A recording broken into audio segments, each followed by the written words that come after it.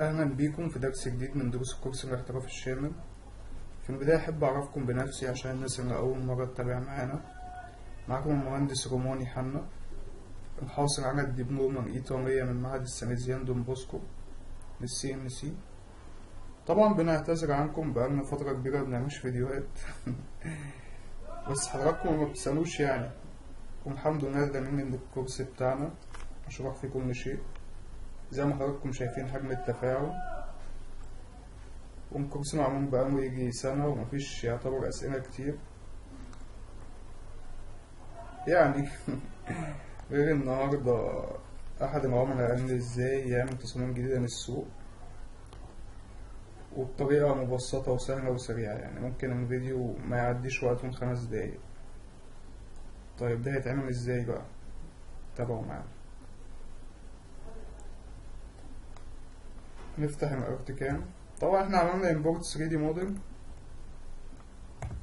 من ريليف import 3D موديل، وجبت تصميم من التصاميم اللي عندنا. طبعا التصميم ده منزله على الصفحة قبل كده، تصميم روسي. خلينا نكبر الشاشة كده. طيب أنا هنقي عنصر جاهز عندي وهبتدي أشتغل عليه. زي ما حضراتكم شايفين التصميم جميل جدا، مليان عناصر ممكن نشتغل عليها.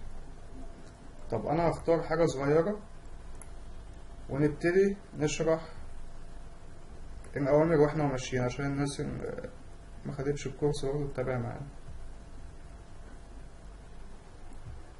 طيب أنا هقص الحتة ديت، يعني هحتاج إن أنا أعمل لها فيكتور. تمام، بس تابع معايا الزد هنا. السمك هنا 2.1 مللي، يعني أنا عايز أعمل فيكتور عند 2.1 مللي. تمام، هقوم وأعمل لي فيكتور عند 2.2 أو 2.1 مللي. تمام. طب لو خليت دي 0 وقمت له كريت بوندري، هيعمل لي فيكتور حوالين التصميم بتاعي. إذا إن أنا ممكن بالطريقة ديت إن أنا أعمل فيكتور خارجي للتصميم بتاعي. طب لو حطيت هنا 2.2 فياس هاي ماكس سيلكتد أو كومبوزيت مش هتفرق، لأن أنا كده كده شغال على ريليف لاير واحد. أهم حاجة كريت سموث بوندريز. نقول كريت بوندري، عمل لي فيكتور عند ما يمس الخط فيه تخانة 2.2 ملم. تمام. طب أنا عايز أخد الحتة دي أعمل إيه؟ هتخش على النود إيديتنج بكل بساطة وتقطع وتعمل فيكتور في الآخر من الحتة دي بس. تمام. هتقولي طب ما أنا ممكن من الأول أعمل فيكتور. أقولك ماشي، بس دي أسرع. يعني بص أنا كده هشتغل تلاقي الدنيا أسرع معاك إزاي.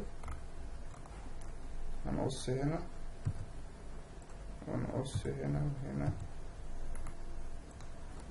وهنا ونعمل جوين زي ما احنا شايفين. عملت جوين وكلوز ويز فيكتور.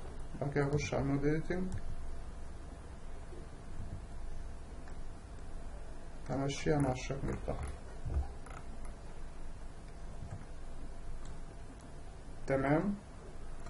طيب احنا كده عملنا الفيكتور. طبعا الحاجات دي برضو ايه محتاجة تظبيط، بس احنا كده كده بنعمل مثال شرح فعايزين ننجز وقتنا شوية. عايزين ناخد القطعة ديت ونشتغل عليها نعمل بيها تصميم جديد. طيب هتاخد القطعة دي، يعني هتقول له اوت فيكتور 0، كل ما هو خارج الفيكتور يبقى تخانة 0 من الأمر ده. 0 اوتسايد فيكتور. تمام. طيب نمسح الخطوط بقى اللي ملهاش لازمة دي. نعمل نود إيديتنج. نيجي بقى لأمر كوكي كاتر. كوكي كاتر دي اللي هتمكنني إن أنا أشكل في القطعة 3D دي وأعملها زي ما أنا عايز. أكبرها، أصغرها، أعمل لها ميرور، بنوت كوبي أند روتيت، أعمل اللي أنا عايزه. يعني بص بالحاجة البسيطة اللي أنا هعملها دي، أعمل لها كوكي كاتر ممكن احدد الفيكتور واعملها كوكي كاتر، مفيش اي مشكلة حتى قبل ما انا اعمل قص. بخش على ميرور وانجل، بقت عندي بالطريقة دي. بعد شوية بقى عندي العنصر ده.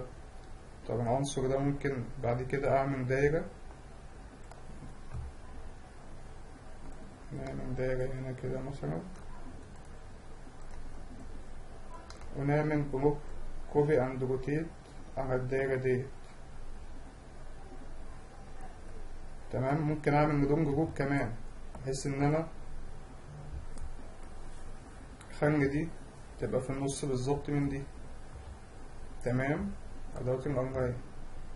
وبعد كده اروح بلوك كوبي اند روتيت، واقول له روتيت كوبي سيلكت، ونجيب نص الدايرة السنتر، ونختار العدد وليكن 10، ونقول ابلاي.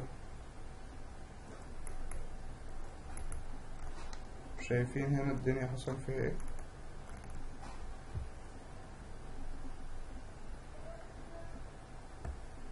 تمام. الفيديو 6 دقايق. 6 دقايق عملت فكرة وتصميم من مفيش. طبعا ممكن تاخد العنصر ده وتحط جنبه عنصر تاني وتعمل شكل تاني. تمام. احنا قلنا ازاي ناخد العناصر ونستخدم كوبي كاتر وبلوك كوبي اند روتيت وكريت فيكتور بوندري فروم ريليف. تمام. طيب بعد ما اخلص هعمل سيلكت اون كنترول ايه، وهقول له بيست. هندكش شوية ولا حاجة.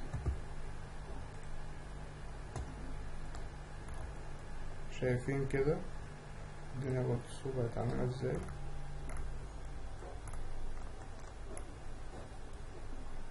عملت تصميم من لا شيء.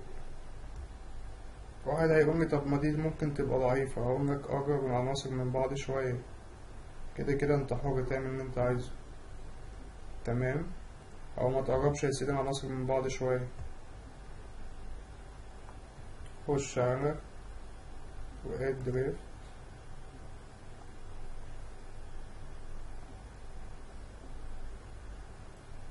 بتزود ماتيريال بزاوية 15 درجة زي ما احنا شايفين.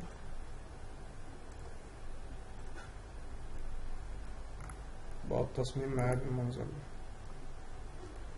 أتمنى يكون الشرح وافي. عايزين نقول حاجات تاني كتير بس وقت الفيديو. وتابعونا في دروس تانية في كل ما هو جديد مع كورس الاحتراف الشامل.